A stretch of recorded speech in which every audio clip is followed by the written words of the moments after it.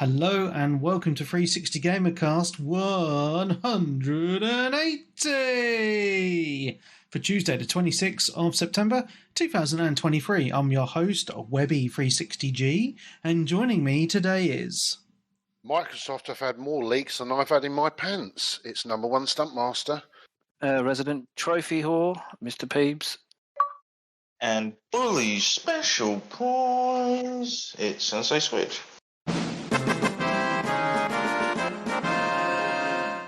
Awesome. How are we doing? We've got Stunty and Peebs on. I can't believe it. I know, it's like back to the old days, isn't it? Yeah, I know. Back in time. I know. Nick's not around because he's working night shifts. And he's probably shagging. So, got a new bird. Yeah, well, he's been with her for quite a while. Doesn't really like to talk about it on the podcast. I'm not going to say anything else. But what's it? Blow up one? I think so. Yeah. But no, it's really good to have you guys back. Actually, so it is proper old school. Peebs and Stunty are proper PlayStation fanboys these days as well. So it's gonna give us a little bit of a divergence from all the Xbox talk. So it's quite cool. So I'm happy. So I'm 50-50. And I'm going to phone a friend. But Stunty and Peebs don't have super long because they have to go to bed early. Yeah, because they're old. Yeah, because they're old. So we're going to let Peebs and Stunty talk more than me and Darren for the first hour or whatever. And then I'll chime in. But we'll chime in when we can, and then once they go to bed to get their beauty sleep, me and Darren will nerd out, and talk about the news and stuff. You can talk about Final Fantasy then, not before then. Okay? Yeah, it's fine, mate. It's fine. So, Stunty, we haven't seen you for a while, or Peebs, but Stunty, we'll start with you, mate. Obviously, you've been busy. Things have been going on, but it's nice to have you back. Have you been playing anything good? Yeah, well, bits and bobs. I mean, I don't get as much game. The weird thing is I don't get as much gaming time as I used to get these days because of other things in life. Still on the PlayStation. Still have a Switch that I use now and again. Don't really use the Xbox at all. I do have an Xbox, but not a Series X. I've just got one of the old ones. I don't really use it at all, to be honest. I might go on there now and again and play bits and bobs. But no, still on the PlayStation. I just want to start with something as well, a little bit before about the game that I've been playing. And that is that back in the the summertime, I went to France. Oh, oui. Yeah. So, and I was quite impressed with the whole place, and it just makes you think, how things have changed in this country compared to France. Yeah. But the only thing I wanted to bring up is I went to a place called Rouen, which is where actually this can link into the game actually. So I went to a place called Rouen where I went to the Notre Dame. Oh. And the first thing I thought of when I went to the Notre Dame, and I was with my partner's boy, was Assassin's Creed Unity. Because Assassin's Creed Unity had the Notre Dame in it, didn't it? Because one of the missions was you had to go into the Notre Dame and actually assassinate someone. Yeah. And while, if you get the chance to go to France and to go to Rouen, got to go to Notre Dame. It's awesome. It's such a mad building. It's unbelievable. Is that the one that was gutted by fire years ago? Right. A few years back.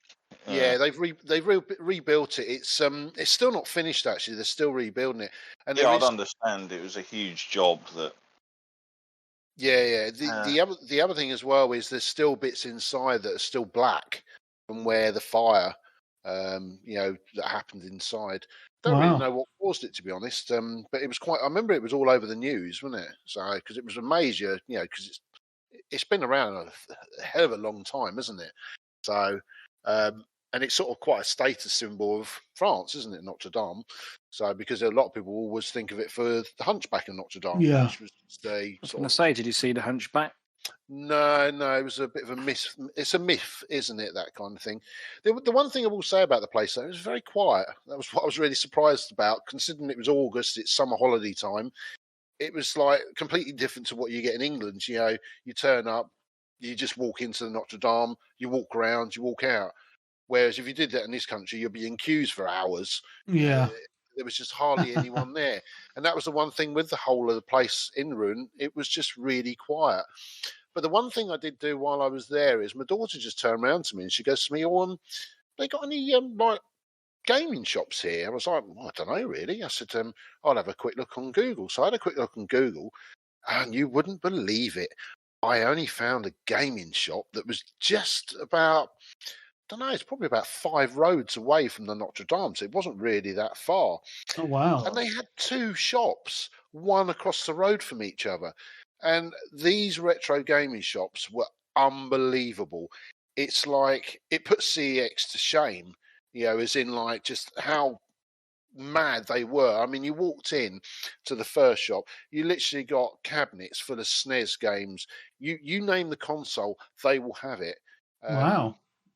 And it was just like box consoles, boxed games, and it went all the way through from the really early stuff from the NES, the SNES, Mega Drive, Dreamcast, and then it even goes up to stuff like the Vita, PS2 stuff. There was millions of PS2 stuff, PS3, tiny little bit of What are the prices like? Not bad, actually. They were pretty good, actually, because there was something actually I should have bought, and I regret not buying it because it was a lot of money, but the price it is in this country is crazy. But I didn't buy it because it was like, I don't really want to spend £90 on a video game. Yeah, but on all the boxes, like in French, would they work over here? Oh, sorry, you're all speaking at once then. Go on, say that, Peebs. I say, if you bought it there, would you be able to play it over here? I Yes. guess it's all Europe region, It's isn't it? PAL, yeah. The only thing you do get on certain stuff is it might have the box art might be different, as it might be in French on the back. That's the only thing, but it will be PAL. And don't forget, a lot of the sort of later stuff was you could change the language anyway, couldn't you? So Yeah. I think my copy of Necromunda Hired Gun on Xbox One is French, I think. So, but it was just a mad shop. I mean, I did actually buy, bizarrely, buy some Vita games in there. They were limited run games they were literally released in America, must have been shipped to France. They were selling them, but to be honest, they were selling them cheaper than what you could buy them on eBay, a hell of a lot cheaper than what you could buy them on eBay, and they were sealed. So I thought, I quite fancy them because they're sort of like, because a lot of this stuff is now, it was digitally only, a lot of it, and then Limited Run did some of the runs on it. But now you can't even buy it on the Vita anyway because it's obsolete, as in it's gone, isn't it? That's the trouble with digital today. But yeah, no, so I bought a couple of games, but I was just a bit disappointed because there was a game called Michelin Beyond something or other it's called. I can't remember the exact title, but it was about £100. I ummed-and-ahed over it, and then I didn't. And I got home, looked on eBay, and they go for about £450. Oh, wow. I was really surprised, actually, they were selling it for that cheap, actually. But there we go. It's one of those things. I'll probably never play anyway. We just buy it and just hoard it in the collection. But they did have all the rare stuff. There you go. Rose, Little lesson to check eBay while you're in the shop. Yeah, I know. I should have done, really. I was a little bit on a bit of a time schedule because my partner, she's not into any of that kind of stuff. And it was like, I steamed in there with my daughter. We were wandering around. Evie was looking at all the statues. I mean, they had even stuff like Star Wars stuff in there. I mean, they had proper, you could buy the Mandalorian helmet. Oh, wow. Oh, yeah, you had all, it wasn't just video games. It was all to do with statues, figures, Final Fantasy. Shop, yeah, and it had all this Star Wars stuff. I mean, my daughter was like, I really want that. I said, yeah, but it's £500. I'm not paying £500 for a statue, that was really cool. But yeah, it was just quite bizarre to see that where it was really, and especially to have 2 shops. That's what I couldn't work out. 2 shops. I mean, one of the shops, the only difference it had is it had a DVD Blu-ray section. And then it had a little bit of comics as well. So that's the only thing that was different. But the only thing I will say, though, is, I mean, I got in there at 1 o'clock because it just opened at 1. Lazy bastards. It was. It got really busy in there. I was really surprised how popular retro gaming is in France. Oh, that's good to see. Good to see. Just talking about retro gaming, though, Stunty, I went to a retro museum on Saturday in Leicester. And you would have loved it, mate. Like all the stuff in there. Yeah, I've heard Well, about that, but I don't know where it is. Yeah, it's in Leicester. So it's quite interesting setup because it's not massive, right? But they've got all the old systems that you would think of, like your VIC-20s and your Amstrads and all that shit. But then they've got like a back area where it's just stacks and stacks of games. Like it's mental, and you can just pick up the box, slap the tape or cartridge or whatever into the systems that they've got and play them.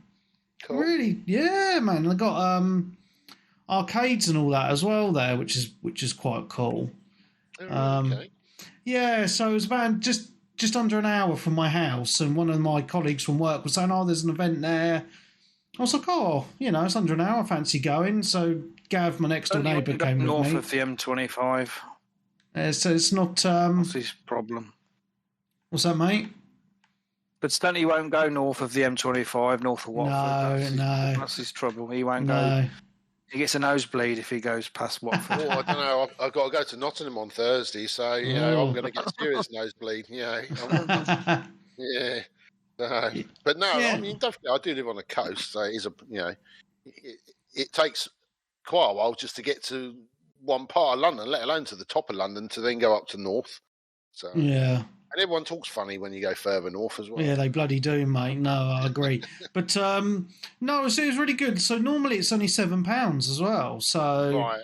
Cool. I don't think it's that's not breaking the bank or anything. So I just thought it was a good day really, because I've got arcade machines in the back and like a few main cabs and like those sit down ones with the cars and all that. Yeah, it was a really good day out. So yeah, I recommend it. I was saying to Gav though that we do need to do a trip to Alex's one in Stroud at some point, but it's like a 3-hour drive for me. Yeah, it's in the middle of nowhere, that one, isn't it? Yeah. Yeah, because I do want to go. Yeah, because I've been to, I think it was a couple of months back, I went to not Bath, but just before Bath, or Bath, whatever you call it. And even then I looked it up and it was like, bloody hell, it's still like quite a way up from there. Yeah. So, because even I spoke to my partner, I mean, she's not into that, but her son probably would quite enjoy it. And it's like, well, maybe we can try and do go up there and stay somewhere up there and then try and get to this place. Because as I say, I'd like to go. I mean, I've watched all of, Alex's videos and see the place, and it looks really cool. I also need to take my Vectrex up so he can fix it. Because that just sits in the loft at the moment. So, but so going back to France anyway, which then corresponds into a video game. Mm-hmm. So basically, I was chatting to my partner's boy. I was talking about Assassin's Creed Unity, and it was quite funny because we were like, oh yeah, I remember coming here. And it's like my partner goes, I didn't think you'd been here before. Oh, no, in a video game, sort of thing. I bet you think you're a right nerd. yeah. And then when I got home, I thought, you know what, I quite fancy playing Assassin's Creed Unity, because I never actually finished it. I did actually play on the Xbox, but I think I got halfway through, and then I don't know what happened. You know what it's like with me. Certain games sort of just drift off. So I've gone back to Assassin's Creed Unity. And the other thing as well is it was a buggy piece of shit when it came out originally, because it was a launch title on the PS4 and Xbox One. It's improved a hell of a lot, and I tell you what, it's such a good game. It's a little bit clunky on the running up the walls, and you can sometimes get stuck on a chair, or you just don't go up the wall, because considering where Assassin's Creed is now with the free running, the way it really run up and the rest of it. But the one thing about this game, which I watched through, in the gameplay world, is that there's just so much going on in this game. Yeah. You can just stand somewhere and there is people everywhere doing bits and bobs. You don't get that in a lot of games. I mean, even Cyberpunk was very sparse, and even GTA 5 was quite sparse. But this world, there's just so much going on. Someone's running up the road and having a fight with someone, and there's just so many characters on the screen. So it was, realistically, I actually think Assassin's Creed Unity is quite a masterpiece for what it did back then. Must be over 10 years ago now. I don't know when it came out. Well, yeah, it's got to be, because PlayStation 4 is 10 years old, isn't it? So Yeah, it was early days of the Xbox One, PS4, I believe. Yeah, well, I think I got it. I think it was. I think it was quite an early one because I think they did a bundle with. They had a box and you could have Assassin's Creed with the console, couldn't you? No, it's a really good game. I'm really enjoying it. I'm quite far through it now. Actually, I've really got into it. I think I've got 2 missions left, and then I've finished it. And it's good on the trophies as well. So Yeah, I preferred the older ones, Stunty, because like the last couple have been like these massive sprawling open worlds. It take you about 100 fucking hours to complete, whereas I think like the older ones were a little bit more condensed.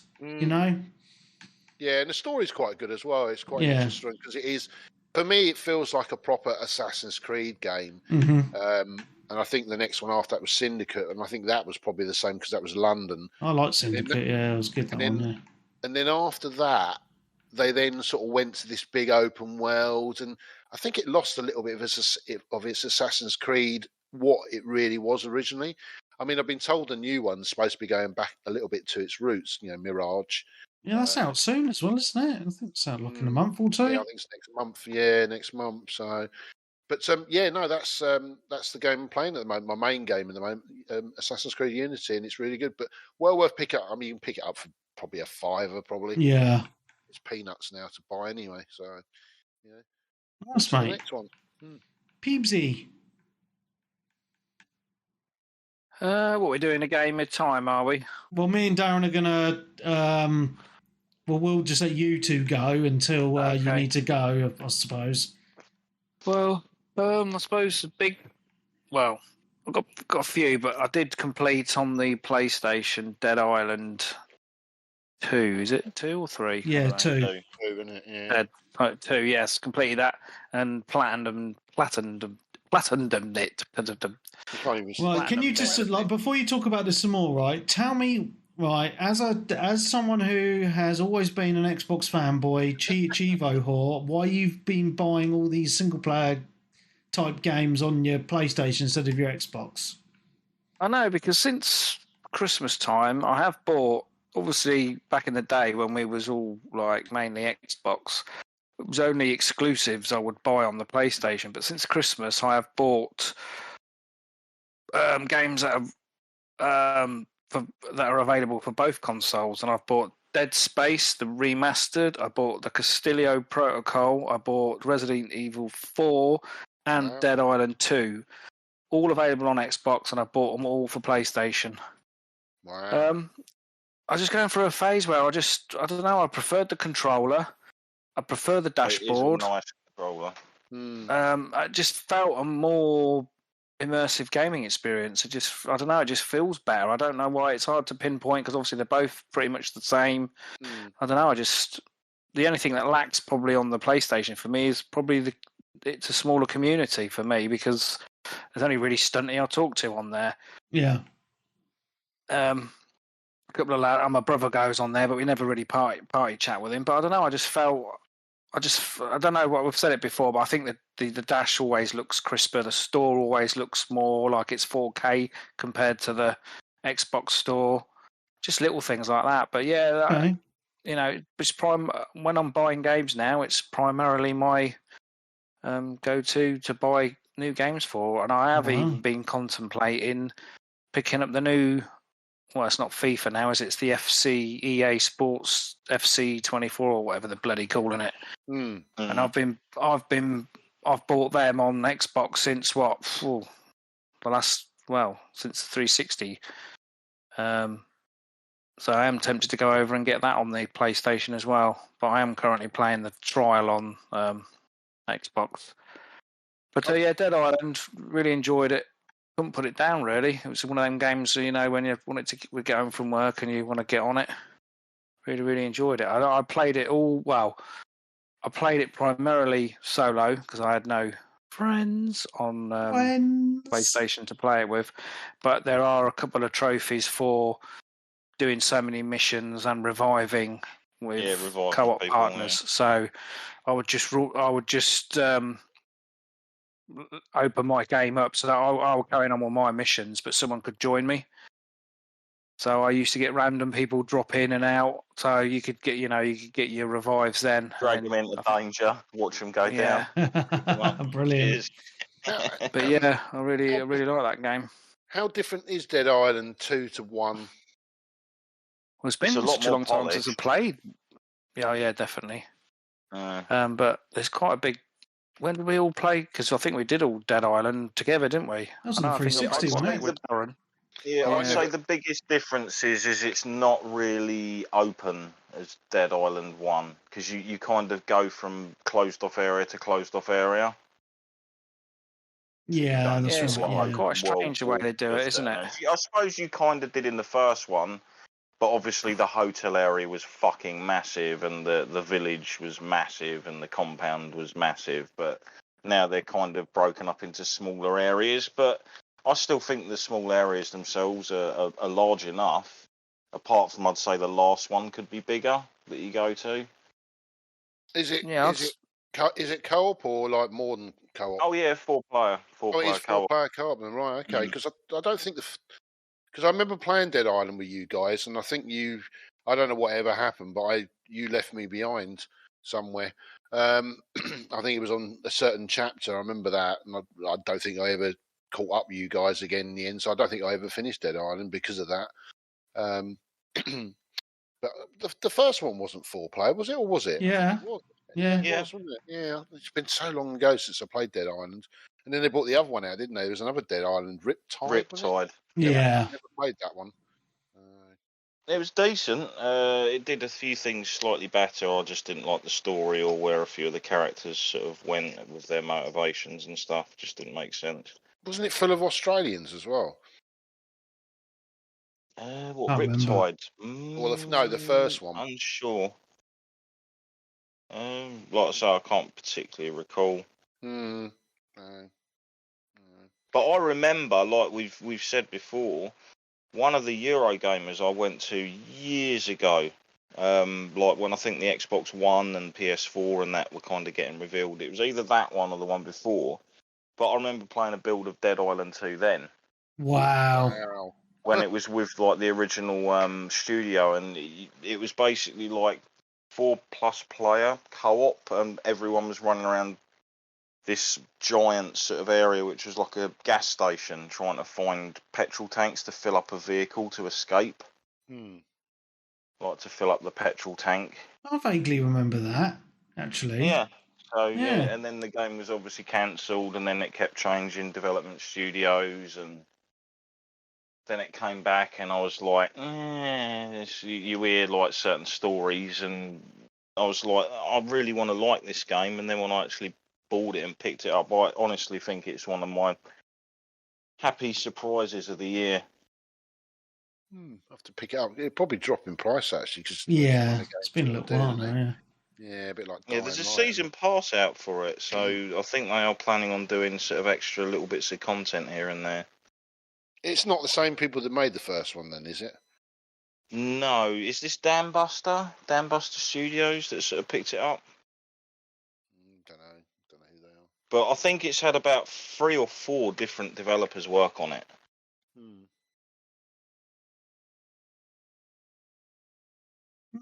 Don't know how well it done. Does anyone know how well it did? I don't. No. It's a shame if it didn't do very well, but I don't think it would anyway. Really, it's quite a niche game, isn't it? I mean, I don't know. It Dying Light 2 didn't do that well, did it? Really? So, no, I mean it did kind of come out during a bit of a lull for games, so I think that might have helped it. So I think it probably sold about as well as they were expecting it to, or hoped to, because the season pass thing came up for it a little bit later. It was like about a month or so after the game was out, so obviously that means they've been given the go-ahead to do and add more stuff to it. Yeah, overall good game. I think I got it I bought it on disc, CEX, I think it was about 40 quid.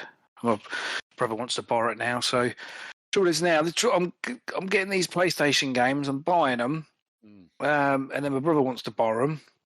And obviously, while he's borrowing them, they're losing bloody value to trade. We should just say to him, no, mate, I can't lend it to you. I've sold it. That's what you need to say. Yeah, or just sell it to him for the trade price. What are you going to get trading in for it? Just sell it to him. It's either that, you buy it digital and you don't give it to him at all. Then, Well, that was the other thing. Webby, me and Webby game shared, and he flipping didn't want to do it again. So I'm not on there. Well, I've not got the PS Plus at the minute. I'm keep meaning to do it, but I haven't got around to it. Wait until Black Friday. They're going to do a deal. Yeah, so I'm waiting for some deals. Yeah, they'll go back to the price they were a couple of months ago. Yeah, the original prices price, up. Yeah, because I got mine. Because mine was due. I think it was November. I think it was, and I had a thing come through. They had a little deal they were doing for PS Plus members at the time, and I think I got it for £70 again. So it was great. You know, considering what is it, 120 it's going to be or something stupid like that. Yes. I mean, I don't know. I'll just get the standard one. Just lets me play online because I don't care about the other stuff. Yeah, I mean, I nearly thought about that. As in, do I really? I mean, but I do drift into some of the PS Plus stuff. I mean, there's a game at the moment I'm playing that's on PS Plus. So I thought, oh, well, for the extra £30, then you can't, you know, for a year, it's not much, is it really? You know, because I think it's about 40 or £50 anyway for PS Plus. So, you know. But, It annoyed me because I was halfway through Ratchet and Clank. And, I can't get on it now. Not until I resubscribe. To listen to the rest of this week's awesome episode, you need to subscribe to the Patreon. So head on over to patreon.com/360gamercast. From there, you can sign up from as little as £5 a month to listen to this awesome episode, which is over 2 hours long, and all previous Patreon exclusive episodes. So do yourselves a favour and sign up today. Again, the website patreon.com/360gamercast.